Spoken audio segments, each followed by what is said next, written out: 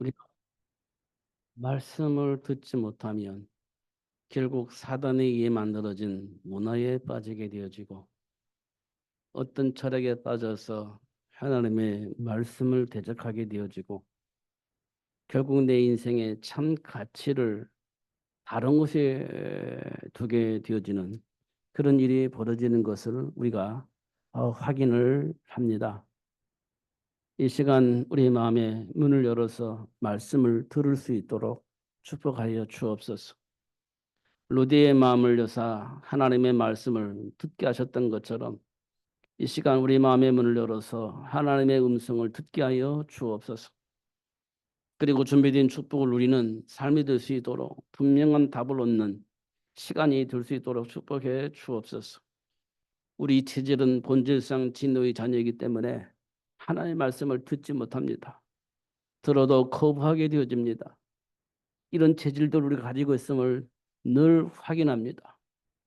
하나님, 바울에게 은혜를 입혀서 예수가 그리스도를 알게 하셨던 것처럼 이 시간 우리에게도 은혜를 입혀서 예수 그리스도를 믿는 그 이유를 다시 한번 확인할 수 있는 시간이 되어지게 하시고 오직 예수로 결론 날 수 있는 답을 낼 수 있는 그 배경을 누리는 삶의 비밀을 응답으로 받는 시간 될 수 있도록 축복하여 주옵소서.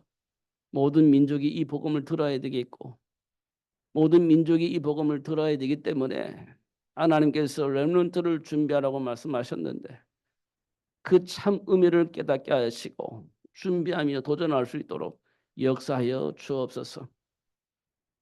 시대마다 하나님께서 원하는 자를 불러서 그 말씀을 듣게 하시고 그 말씀이 증거되어지게 하사 결국 로마를 복음할 수 있도록 역사하셨던 것처럼 하나님 우리 이 삶을 축복하여 주셔서 결국은 세계가 복음화되어지는 그날을 볼 수 있도록 역사하여 주옵소서. 오늘도 최고의 응답으로 역사하실 주님을 찬양합니다. 근본적인 축복을 누릴 수 있도록 내면에 깔려져 있는 그 모든 것을 드러내 치유하여 주시고 회복하시는 그 하나님을 오늘도 발견하게 하시고 현장에서 역사하는 사단의 세력이 어떤 방법으로 우리를 속이는지 확인하게 해 주시사 그리스도를 통해서 답을 내게 하시고 그것을 통해서 다시 한번 주어진 복을 확인할 수 있는 시간이 되어지게 하여 주옵소서. 예수님 이름으로 기도하옵나이다. 아멘. 하나님께서 제자들을 부르셨는데 부르실 때는 그냥 부르신 게 아닙니다. 하나님께서 아브라함을 부르실 때는 내가 너로 복의 근원이 되어지게 하시겠다 이렇게 하고 불렀습니다. 그리고 베드로를 부를 때는 내가 너로 사람 낚는 어부가 되어지게 하겠다 이렇게 불렀습니다. 그리고 바울을 부를 때는 이방인과 임금들에게 또 이스라엘 백성들에게 복음을 증거할 사람으로 내가 너를 불렀다, 준비했다 이렇게 말씀을 하고 있습니다. 하나님 우리를 부르실 때는 분명한 이유를 가지고 부르셨다는 겁니다. 그걸 모르면 우리는요 방황하게 되어집니다. 하나님께서 모세를 준비하게 하셨는데 왜 모세를 준비하게 하셨느냐? 애굽에서 노예 생활을 하고 있는 이스라엘 백성들을 해방하기 위해서 하나님께서 모세를 준비할 수 있도록 그렇게 축복하셨습니다. 그리고 하나님께서 사무엘을 준비하게 하셨는데 왜 사무엘을 준비하게 하셨냐 보니까 하나님과 소통하는 예배가 닫혀져 버렸습니다. 하나님과 소통이 되어지지 않는 예배를 드리고 있었습니다. 그러니까 그들이 전부 다 뭘 가지고 있었냐? 우상을 다 가지고 있었습니다. 왜냐하면 두려우니까 그 두려움을 해결하기 위한 뭔가를 소지하게 되어지는 겁니다. 이스라엘 백성이 딱 그랬어요. 옛날에 우리 어른들이 뭘 가지고 있었어요? 불안하니까 부적들을 다 가지고 있었잖아요. 부적들을. 그런 것처럼 엘리 제사장 시대 때에 많은 신자들이 우상을 다 하나씩 가지고 있었습니다. 왜? 소통이 되지 않으니까, 답이 없으니까, 불안하니까 그런 걸 다 가지고 있었습니다. 그런 시대에 하나님께서 한나에게 사무엘을 준비하게 하셨어요. 왜 그러셨을까요? 하나님과 소통할 수 있는 통로가 필요했기 때문에 하나님께서 사무엘을 통해서 인간과 소통하기를 원하셨습니다. 그래서 하나님께서 한나에게 사무엘을 준비하라고 그렇게 말씀을 하셨습니다. 이유가 있는 겁니다. 이유가 없는 부름이 없어요. 마가복음에 보면 하나님께서 원하는 자를 부르셨는데 왜 부르셨어요? 하나님이 우리와 함께 하시려고. 하나님 우리를 부르신 거예요. 우리와 함께 하시려고. 그리고 뭐 하려고요? 전도하게 하시려고. 전도는요, 우리가 말하는 대로 예수 믿으세요. 틀린 말은 아닙니다. 어둠이 캄캄이 덮여져 있는 혼돈과 공허의 현장 속에 그리스도의 빛을 비추는 겁니다. 답을 몰라서 방황하고 있는 그 사람들에게 답을 주는 거예요. 애굽의 왕 바로가 꿈을 꿨는데 도대체 뭔지 모르겠어. 그래서 막 점술인들을 불러가지고 답을 좀 내라고 하니까 답을 주는 사람이 없어. 이때 감옥에서 자기 꿈을 해석하고 그대로 되어졌던 사건을 생각하면서 요셉을 초청합니다. 요셉을 초청해서 뭘 들어요? 답을 듣습니다. 바로 왕이 답을 들어요. 그 답을 듣고 나니까 시원한 겁니다. 그러니까 뭐라고 말하냐? 바로 왕이 너 이제 애굽을 통치하는 총리가 되어라. 그렇게 얘기를 한 겁니다. 전도는요, 인생의 문제를 해결할 수 있는 답을 주는 겁니다. 문제의 원인을 알아야 답이 있을 거 아니에요. 여러분, 문제의 원인이 뭔지 아세요? 여러분 잘 모르죠? 부부 문제의 원인이 뭐예요? 잘 모르죠? 부모와 자식 간의 문제는 왜 생겼어요? 원인은 뭐예요? 잘 모르죠? 그래서 답이 안 나오는 겁니다. 해결할 수 있는 답이 없어요. 모르니까. 알면요, 쉬워집니다. 왜냐하면 우리가 해결하는 것이 아니라 이미 해결된 문제임을 확인하기 때문에 쉬워지는 겁니다. 그래서 예수님께서 우리에게 이렇게 말씀하셨어요. 수고하고 무거운 짐진 자들아 다 내게로 오라. 내가 너희를 쉬게 하리라. 그렇게 말씀하셨어요. 답을 알면 쉼이 있습니다. 이렇게 말씀을 하고 있습니다. 그러나 대부분의 사람들은 이 몰라요. 그럼 뭐합니까? 한계를 만나면 부모 탓은 우리가 그러잖아요. 뭐 뭐가 잘못되면 조상 탓, 뭐가 잘 되면 내 탓. 이렇게 얘기한다고 하잖아요. 그러니까 뭔가 잘못되면 조상 탓을 하는 겁니다. 뭔가 잘못되면. 그게 가문의 내력이다. 이렇게 사람들이 얘기하죠. 대물림 되어지기 때문에 그럴 수도 있습니다. 그런데 알고 보면요. 그거 다 해결된 문제예요. 몰랐기 때문에 가문의 내력을 그냥 대물림 받는 것이지 사실 알면 그거 필요 없는 겁니다. 이미 예수님께서 다 해결하셨기 때문에. 그런데 막 그 실제로 그렇게 되어지는 것처럼 보여지기도 해요. 가문의 내력이니까. 근데 알고 보면요. 예수님께서 실제로 다 끝내버린 문제입니다. 모르기 때문에 가문의 내력이 흘러오는 거예요. 알면 다 끝난 겁니다. 사실 알고 보면 다 끝난 문제예요. 근데 우리는요. 부부 문제 생기잖아요. 그럼 이제 가문으로 들어가는 겁니다. 답이 안 나와요. 부모와 자식 간의 문제 생겨요. 그러면 또 가문의 문제도 타고 들어갑니다. 답이 없어요. 분명히 맞는 것처럼 보이지만 사실은요. 그 문제의 근본은요. 다 끝난 겁니다. 십자가에서. 그러니까 그 자꾸 가문의 문제 타고 들어가면 답이 없어요. 그럼 뭐 합니까? 원망 나오지. 불평하지. 그렇게 되면 싸움이 생기는 겁니다. 싸울 때는요. 가문 타고 들어가거든. 그래서 싸우는 거예요.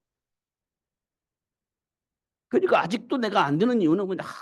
가문에 영적 문제가 있어서 그 문제 해결하려고 예수님이 오셨잖아요.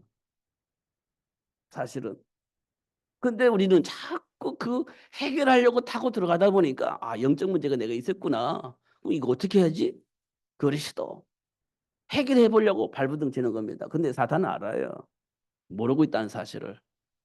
그렇기 때문에 계속 우리를 공격하는 겁니다. 어떻게? 우는 사자처럼. 오늘 본문에 나와 있는 것처럼. 그렇게 공격을 당하는 겁니다. 이런 것도 우리가 확인할 수 있습니다. 근데 우리는 어떻든 벗어나 보려고 발버둥 치잖아요. 근데 원인을 몰라. 배경을 몰라. 근데 문제가 좀 덜컥 와 있어. 여러분 잘 확인해 보세요. 아브라함이 복의 근원으로 부름받았는데 덜컥은 기근이 왔어요. 원인이 뭐예요? 아니 천재지변인데 무슨 원인이 있어요. 우리는 이렇게 생각하지 않습니까? 천재지변인데 무슨 원인이 있어요. 근데 성경에 보니까요. 원인이 있습니다. 내 안에 잘못 각인되어져 있는 그것을 해결하기 위해서 기근을 만나게 한 겁니다. 자, 홍수 만났어요. 천재지변이잖아요, 홍수도. 근데 왜 왔어요? 아니, 천재지변도 원인이 어디 있어요? 근데 원인이 있어요. 하나의 말씀을 안 듣고 자기 힘으로 살아가려고 하는 그런 삶의 모습이 있었습니다. 그래서 하나님께서 산탄하시면서 그걸 쓸어버릴 것이다 하면서 홍수 내리신 겁니다. 우리가 보기에는 천재지변이지만 하나님과의 관계를 회복하기 위한 하나님의 방법으로 홍수를 내리신 겁니다. 원인을 알면 간단해요. 아, 하나님과 관계를 회복하면 되는구나라는 사실을 알 수 있어요. 소돔과 고모라가 물과 유황으로 불과 유황으로 망하잖아요. 베드로에게 하나님께서 아브라함이 뭐라겠죠? 예수 믿어라 이렇게 얘기한 겁니다. 10명만 믿으면 소돔과 고모라 망하지 않아. 근데 소돔과 고모라 사람들이 말을 안 들었어요. 그래서 불과 유황으로 심판받잖아요. 왜 그러죠? 천재지변이 아닙니다. 원인이 있어요. 말씀을 거부한 겁니다.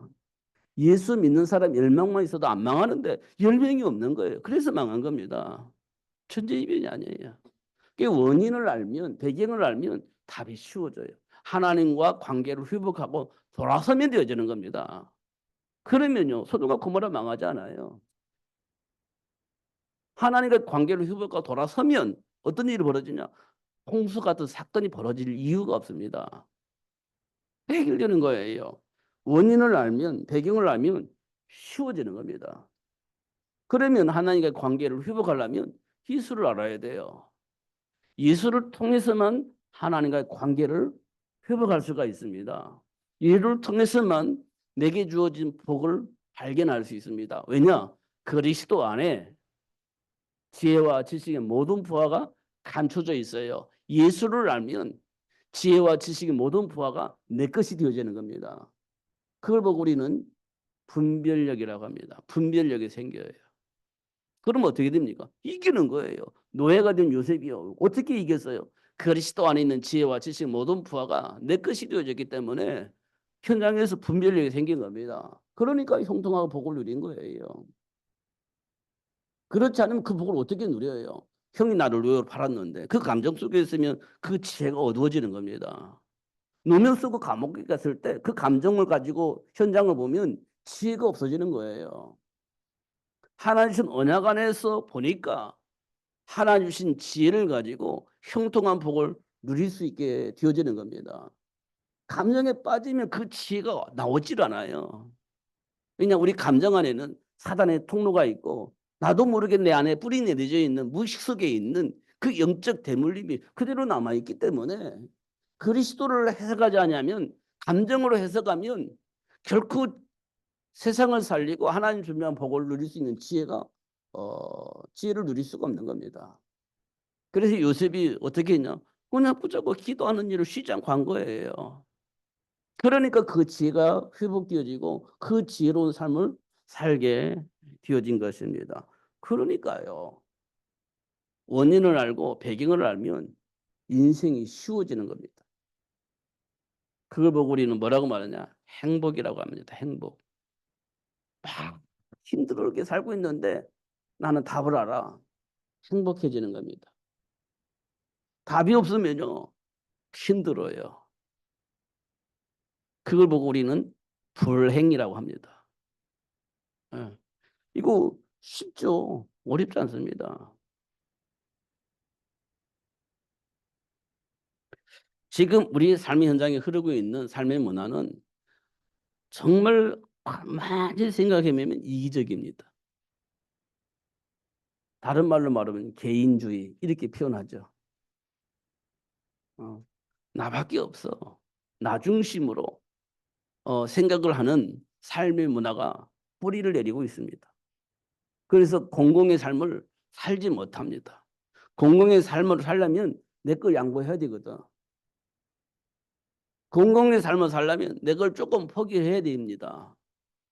그래야 공공의 삶이 될 거 아니에요. 그런데 이 공공의 삶을 안 살아요. 이 땅에 많은 사람들이. 왜냐?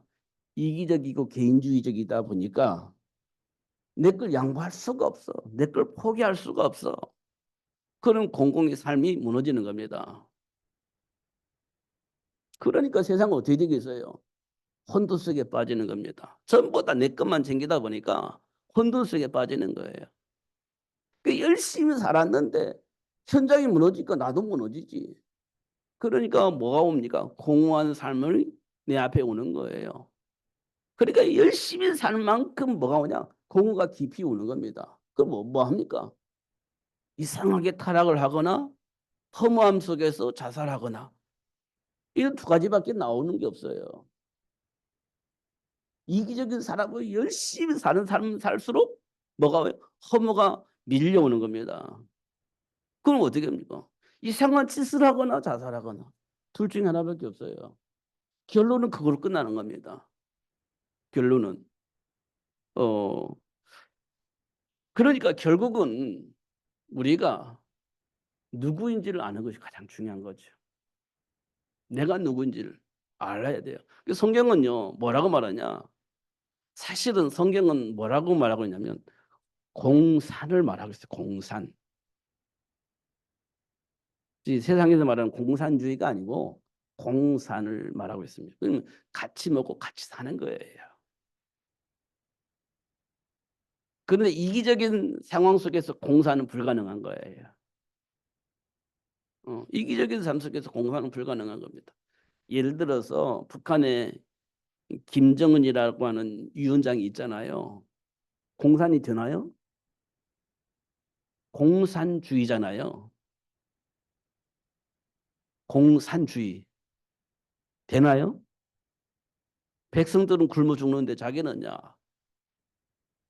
하고 싶은 거 다 하잖아요. 그게 과연 공산이 될까요? 안 되는 겁니다.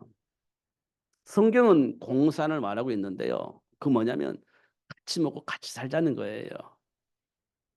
어. 그런데 하나님을 떠난 상태에서는 이론은 맞을지 몰라도 이론대로 되지 않아요. 그래서 실패하는 겁니다. 이런 부분들을 잘 봐야 돼요. 실제적으로. 이론 가지고 살 수가 없는 겁니다. 현실 속에서 사는 거예요. 현실 속에서. 이런 부분도 우리가 깊이 묵상해야 됩니다. 하나님의 백성인 이스라엘 백성들이 하나님을 떠나니까 엉망진창이 되는 겁니다. 그래서 노예가 되기도 하고 포로가 되어지기도 하고 속국이 되어지기도 하고 그렇게 된 겁니다. 하나님의 관계가 무너지니까 하나님의 계획 속에 있는 이스라엘 백성들 다 무너져 버려요. 저와 여러분이 하나님께로부터 보름을 받고 하나님이 약속하신 복이 이미 우리에게 와 있는 겁니다. 세계 복음할 수 있을 만큼 하나님을 축복하시고 그 복을 누릴 수 있을 만큼 하나님을 축복하신 거예요. 그런데 우리가 그 답을 모르고 있는 겁니다. 그럼 어떻게 돼요? 노예가 되어지고 포로가 되어지고 속국이 되어지는 겁니다. 음, 현실을 보면 먹고 살아야 되기 때문에 자꾸 하나님과의 관계가 무너지는 거예요. 먹고 살아야 되잖아 우리가요. 그러니까 자꾸 하나님과의 관계가 무너지는 겁니다. 말씀이 내 안에 잘 박히면 모처럼 박혀야 되는데 안 박혀. 현장을 보면 현실을 보면 그게 가능하지 않죠. 그럼 어떻게 됩니까? 현실 따라가는 거예요. 그걸 보고 세상 풍조라고 얘기를 합니다. 세상이 그렇게 흘러가는데 따라가야지 이렇게 우리가 말하게 되어지는데 그 세상의 흐름이 누구에게서 만들어졌느냐? 에베소서에 보니까요. 에베소 2장에 보니까 세상 풍조를 통해서 역사하는 악한 영 이렇게 되어 있습니다. 그 흐름을 우리는 타고 있는 거예요. 보이지 않지만 나도 모르게 그 흐름을 타고 있는 겁니다. 이런 것도 우리가 확인할 수 있습니다. 결국 우리 삶은 저주와 같은 재앙을 만나는 그런 삶을 살게 되는 겁니다. 저주 같은 재앙을 만나는 삶. 창세기 6장 네피림 홍수 만나는 겁니다. 소돔과 고모라 불과 유황으로 재앙을 맞는 그런 일이 벌어집니다. 왜냐? 하나님과 상관이 없는 삶을 살기 때문에 세상 풍조를 통해서 살기 때문에 그런 일이 벌어지는 것들을 우리가 확인할 수 있습니다. 왜 근데 인간에게 그런 일이 벌어집니까? 하나님이 원하는 그 일 때문에 하나님 우리를 창조하셨잖아요. 이유를 가지고 하나님이 창조하셨다고 하잖아요. 이유를 가지고 하나님이 부르셨다고 했잖아요. 이유를 가지고. 근데 우리 수준을 보니까 안 믿어져. 우리 내력을 보니까 안 믿어져. 그러니까 이제 불신앙하고 다른 짓을 하게 되잖아요. 그게 이제 재앙을 불러일으키는 일이 된다는 겁니다. 지금 내가 우리 가문이 우리 수준이 어떻든 그건 중요하지 않아요. 하나님과의 관계, 휴복함이 되는 겁니다. 그러면 다 돼요. 왜냐? 가르쳐서 깨닫게 하시는 거니까. 그 인도 받으니까 기호직이 돼 있는 겁니다.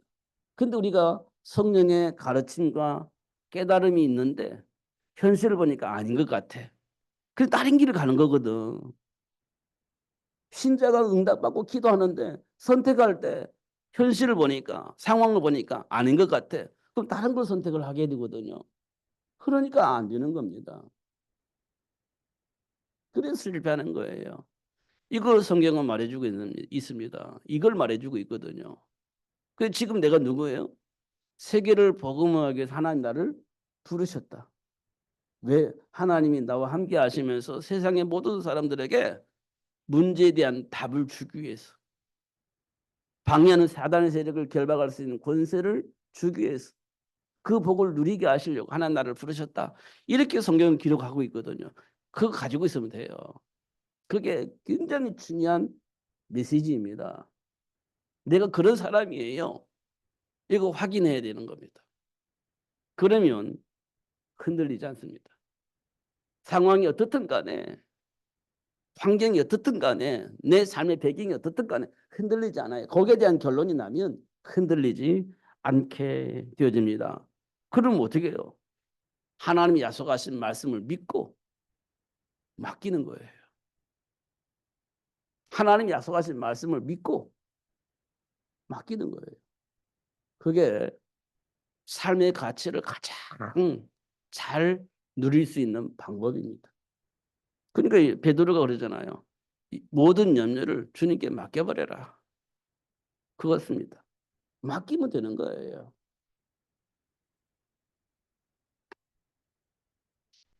참 제가 행복한 시간이 있었는데 유튜브 보니까 인권위원장이라고 하는 사람을 이제 뭐죠? 청문을 하더라고요. 이제 대통령이 인권위원장을 이렇게 지명을 하니까 이제 국회에서 그 청문을 하잖아요. 제대로 살았는지 할 수 있는 사람인지 이거 확인하잖아요. 그런데 그분이 장로님이세요.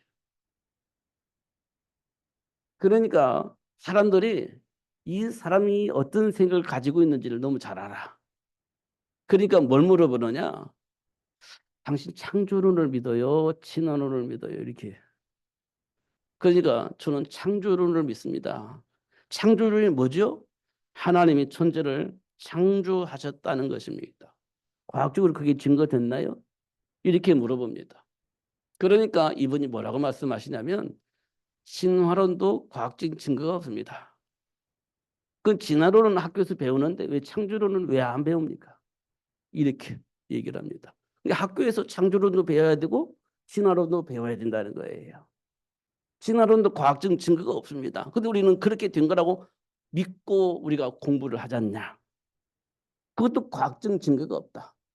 이렇게 얘기를 하면서 얘기를 하세요. 자기는 하나님이 이 유전 만물을 창조하신 것을 믿는다. 이렇게 얘기를 해요. 기분이 너무너무 좋았습니다. 예. 정말 예수를 믿는, 정말 하나님을 믿는 사람을 제가 본 것 같아요. 근데 그분을 공격하는 사람이 누구냐? 그 창조론을 공격하는 사람이 예수 믿는 사람이야. 놀랍죠? 나는 잘 이번에 들었는데 천하람이라는 사람이 목사님 아들이라고 얘기를 해요. 근데 그 창조론을 굉장히 공격을 해요. 예수 믿는지 모르겠습니다. 목사님 아들이래요. 어. 그리고 어떤 사람이 또 공격하는데 이 사람은요. 보니까 가로치고 전도사 이렇게 돼 있어요. 근데 자기가 입으로 그래요. 내가 예수 하나님을 믿는 사람으로서 창조론을 가지고 얘기하는 것 좀 이상하지만 하면서 또 공격을 해요. 세상이 이렇습니다. 예수를 믿는 사람이 신학을 했다고 하는 사람이 어떻게 창조론을 공격하는지 이해할 수 없는 그런 세상이 와 있어요. 그런데 장로라고 하는 이분은요. 하나님을 믿는 거예요.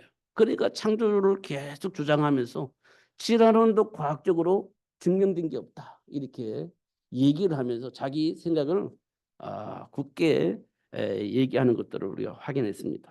너무 기분이 좋았습니다. 우리가요. 자부심이 있어야 됩니다. 우리가 하나님을 믿는다는 건 창조를 믿는 거잖아요. 이 우주 만물이 하나님께로부터 창조됐다고 믿는 거잖아요. 근데 우리가 너무 진화론을 가지고 공부하다 보니까 창조는 종교의 하나의 메시지로 보이고 진화론 하나의 진리로 착각을 하게 되는 그런 상황이 됐는데 그걸 전환시킬 수 있는 시작을 하신 것 같다라는 생각이 드니까 너무 좋았습니다. 기분이 좋았어요. 자, 현장에 그러는 삶의 문화와 그 배경을 아는 것이 중요합니다. 지금 내가 따르고 있는 삶의 문화, 나도 모르게 흘러가는 대로 살아가고 있는 그 문화의 배경이 뭔지 알아야 됩니다. 성경에 보니까요. 세상 풍조의 배경은 악의 영입니다. 지금 우리가 살아가고 있는 삶의 흐름의 배경에는 악한 영이 있습니다.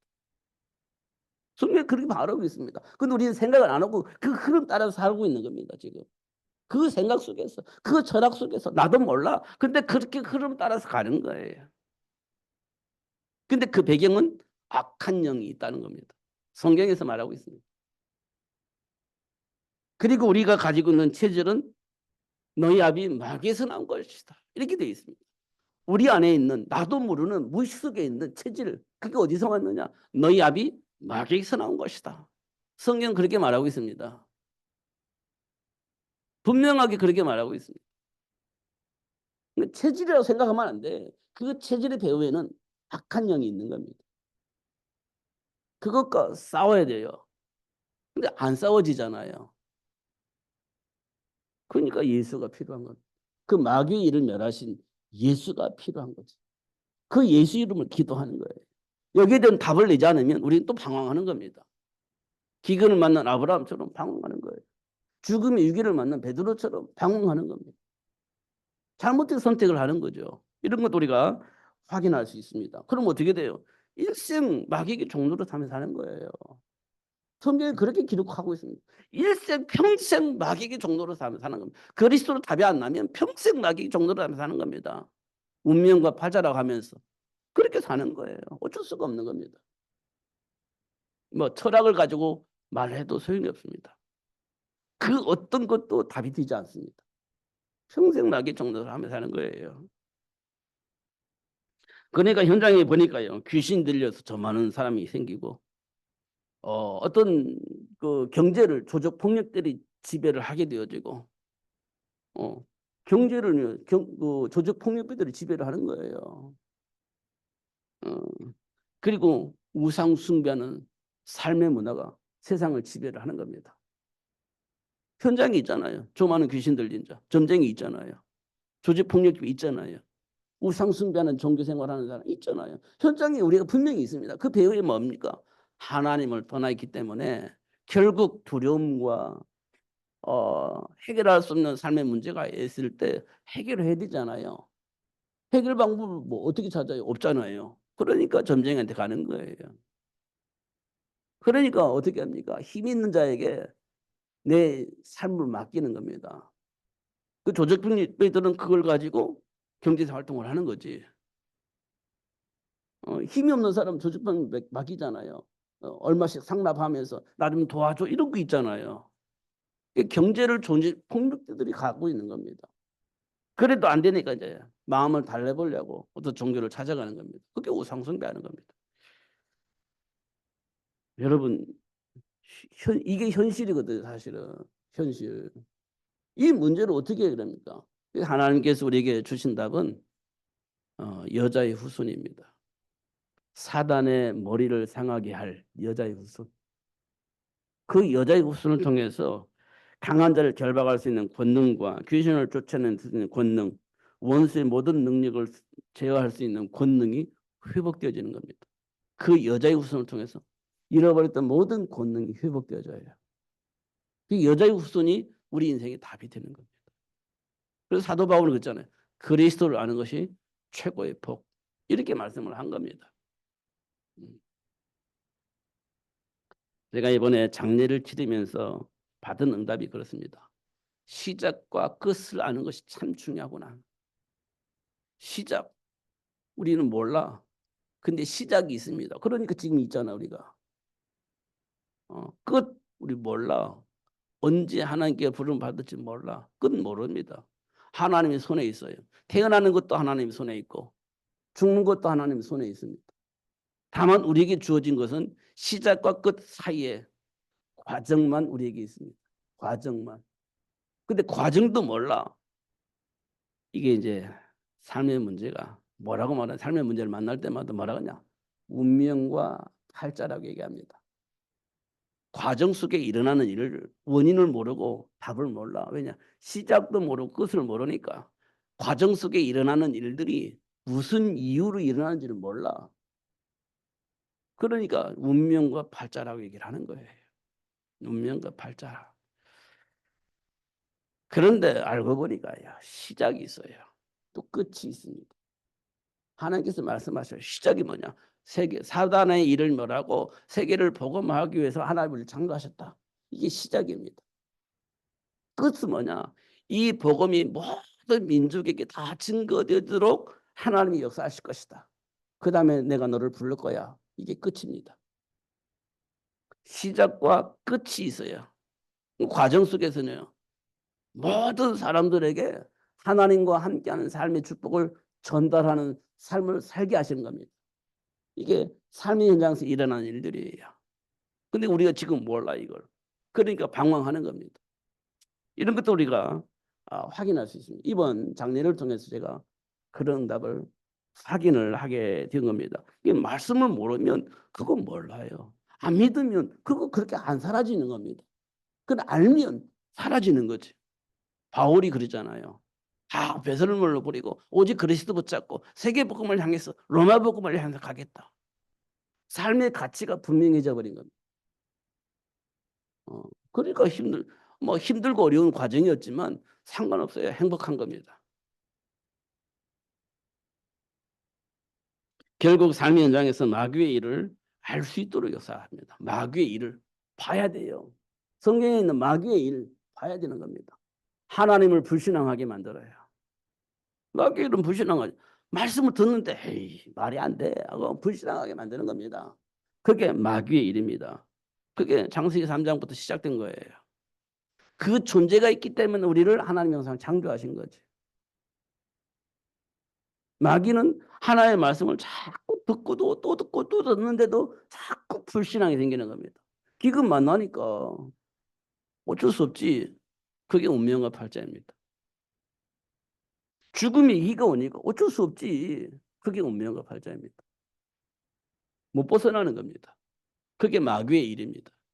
하나님을 불신앙하게 만듭니다. 두 번째는요. 본질상 진노의 자녀의 삶은 뭐냐? 성공하는 거야. 성공. 성공이 참 좋은 겁니다. 자녀를 훌륭하게 만드는 거야. 너무너무 좋은 겁니다. 그렇죠? 나도 훌륭하고 자녀를 또 참 멋있게 교육을 시키는 거 이보다 더 좋은 일은 없죠. 그 일 때문에 그 축복 때문에 하나님을 떠나게 만드는 겁니다. 하나님을 불신앙하게 만드는 겁니다. 그걸 보고 네피림 문화 이렇게 얘기를 했습니다. 네피림 문화. 우리는 뭣도 모르고 막 성공하지. 자녀 잘 키워줬지. 그럼 그것이 끝이에요. 보란 듯이 사는 겁니다. 그런데 그것이 나를 교만하게 만들어서 하나님의 말씀을 듣지 못하게 만드는 겁니다. 그게 창세기 6장의 네피림 문화예요. 교만하게 만들어서 말씀을 거부하게 만드는 겁니다. 그게 창세기 네피림 문화예요. 그게 사탄의 일입니다. 결국 우리 인생은요, 이게 잘 먹고 잘 사는 게 중요한 게 아니구나. 알게 돼요. 근데 답을 몰라. 문제는 없고 사건이 벌어져. 그러니까 두려움과 불안이 물밑에 들어오겠죠. 그때 그 두려움과 불안을 해결하기 위해서 어떻게 하겠습니까? 그게 이제 종교 생활을 시작이 되는 겁니다. 종교에서 시작되는 거예요. 이게 사탄이 하는 짓입니다. 이게 사탄이 하는 짓이에요. 이거 분명히 확인해야 돼요. 성경에 보면 나와 있거든요. 근데 우리가 그걸 가볍게 여기고 지금 방황하고 있는 겁니다. 신자들이. 그걸 가볍게 여기고 신자들이 방황하고 있는 거예요. 우리는요, 지금 깨어 있어야 됩니다. 지금 졸 시간이 아니야. 어떻게 해야 될지 알지 못하고 막 지금 발악을 하고 있는데 지금 그런 시간이 아닙니다. 좀 깨어 있어서 말씀을 들어야 되는 겁니다. 음. 여러분, 복의 근원으로 벌을 받은 건 분명합니다. 근데 기껏 만나면 어떻게 될 거예요? 방황하는 거예요. 말씀을 듣지 못하면 참 의미를 깨닫지 못하면 방황하는 거예요. 다른 걸 선택을 하는 겁니다. 여러분 말씀 못 들으면 다른 걸 선택한다니까. 어쩔 수 없이 다른 걸 선택할 수밖에 없는 배경을 우리가 가지고 있습니다. 다른 걸 선택할 수밖에 없는 배경을 우리가 가지고 있다니까요. 그런데 그런 나를 복의 근원으로 불렀거든요. 근데 그걸 몰라. 그럼 우리는요, 현장에 나가면 날마다 다른 걸 선택을 하는 거예요. 그 문제를 만나고 사건을 만나면 다른 걸 선택하잖아요. 내면을 보는 거예요. 보게 하는 겁니다. 내면을, 내 안에 있는 내면을 보게 하는 겁니다. 그리고 그것을 그리스도로 말미암아 치유되고 하나님과 함께한 삶을 선택할 수 있는 축복을 주시기 위해서 그렇게 하는 겁니다. 그걸 보고 우리는 전환점이라고 합니다. 그 전환점을 갖게 하시려고 하나님 지금 우리에게 역사하고 계시는 거예요. 믿음이 없는 게 아니고 그 전환점을 갖게 하시려고 하는 겁니다. 모르니까 그 전환점을 통해서 알게 하시려고 하나님이 역사하시는 겁니다. 그래서 복의 근원이 되어지게 하시고 형통하게 되는 삶의 축복을 주셨는데 그 사실을 알고 누리게 하시려고 지금 하나님이 역사하고 계시는 거예요. 문제를 통해서 믿음이 없어서 수준이 안 돼. 이게 아닙니다. 확인케 하셔서 그 복을 누리게 하시려고 하나님이 역사하고 계시는 겁니다. 왜냐하면 세계복음화 해야 되기 때문에 그래요. 세계복음화 해야 되기 때문에. 그 일 때문에 하나님께서 저와 여러분 불렀기 때문에 그 복을 누리게 하시려고 지금 내 삶 속에서 나의 삶의 현장에서 사건을 통해서 문제를 통해서 확인시켜 주고 있는 겁니다. 결국 하나님이 자녀에게 주신 그 권능을 누리게 하시려고 하나님이 그렇게 역사하고 계시는 것을 확인할 수 있습니다. 중요한 것은 우리에게 뭐라고 말씀하셨냐면 기도해라. 그러면 네가 알지 못하는 것을 알게 할 것이다. 뭐가 뭔지 잘 모르겠거든. 내가 물어봐. 다 답을 줄 거야. 하나님께서 우리에게 사실 하신 약속입니다. 그러니까 기도하면 네가 모르는 거 알려줄 거야. 네가 지금 무엇을 어떻게 해야 될지 알지 못하겠거든. 나한테 질문해봐. 그럼 거기에 대한 모든 것을 다 알려줄 거야. 라고 하나님께서 말씀하신 겁니다. 그러면서 마태복음 16장에 천국 열쇠를 얘기를 하죠. 네가 이 땅에서 풀면 하늘에서 풀어줄 것이고 이 땅에서 묶으면 하늘에서 묶어줄 거야. 걱정할 거 없어. 모든 염려를 주님께 맡기고 기도와 간구로 구할 걸 구하기만 하면 돼. 그럼 다 알려줄 건데. 이게 하나님의 약속입니다. 이게 하나님의 약속이에요. 그러니까 현장에서 일어난 일들을 내가 못 보면 기도가 안 나와요. 영적 배경을 모르면 기도가 안 나와요. 하나님이 소원이 무엇인지 모르면 기도가 안 돼요. 어. 사도 바울은 로마 복음화를 꿈꾸고 있었잖아요. 그 현장에 나보니까 로마의 문화, 또 바리새인의 어떤 종교, 뭐 율법 이런 것들이 이 현장에 가득 차 있기 때문에 이걸 어떻게 극복할 거냐. 이게 이제 우리가 하나님께 질문해야 될 거 보잖아요. 그러니까 사도 바울은 하나님께 질문하는 거예요. 로마를 복음화하려면 어떻게 해야 되냐.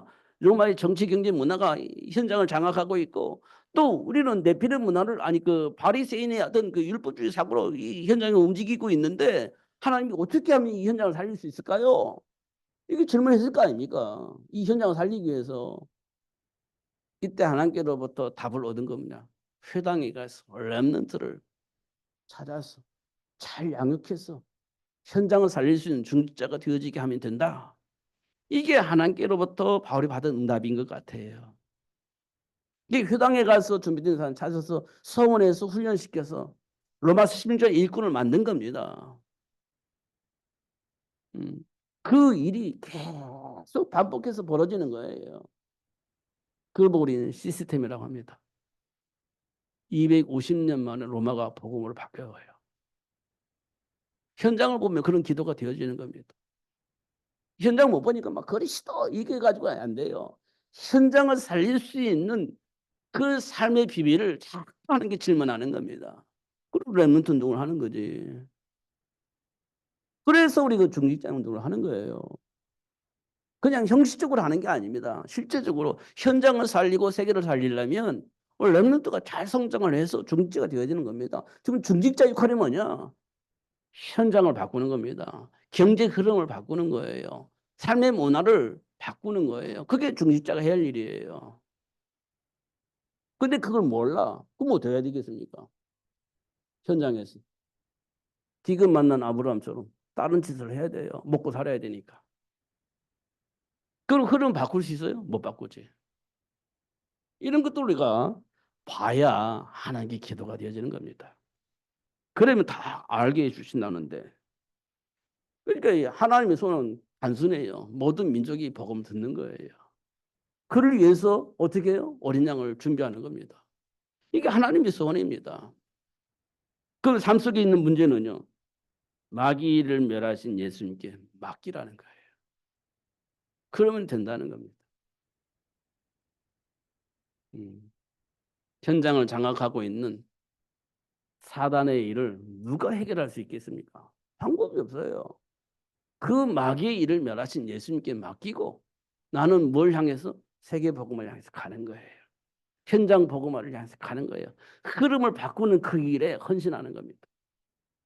그게 로마서 16장의 일꾼들입니다. 그들이 누구를 알았어요? 예수를 알았어요. 모든 걸 다 주님께 맡겼어요. 그리고 로마 복음을 향해서 준비하고 도전을 한 겁니다. 그 일을 통해서 250년 만에 로마가 복음으로 바뀌었어요. 하나님은 지금 우리를 통해서 뭘 하시려고 하시냐? 현장 복음화, 세계 복음화입니다. 여기에 결론이 있어야 됩니다. 그러면 세상의 흐름에 타고 가지 않아요. 움직인다 할지라도 그 현장을 바꾸는 그 일에 언약 붙잡고 기도가 되어지는 삶을 살게 되어집니다. 하나님 그를 통해서 역사하세요. 홍해도 가르시고 물을 내시기도 하시고 만나오면 맷주닭을 통해서 먹을 것 주시기도 하시고 하나님 하시는 겁니다.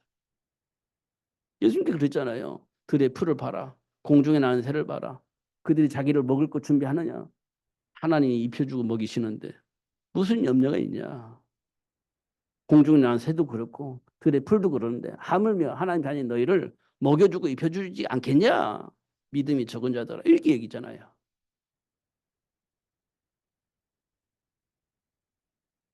다시 한번 하나님과의 관계를 회복하시고 하나님 준비한 축복을 응답으로 받으시고 그 복을 누리면서 승리하시는 여러분 되시기를 예수님의 이름으로 축복합니다.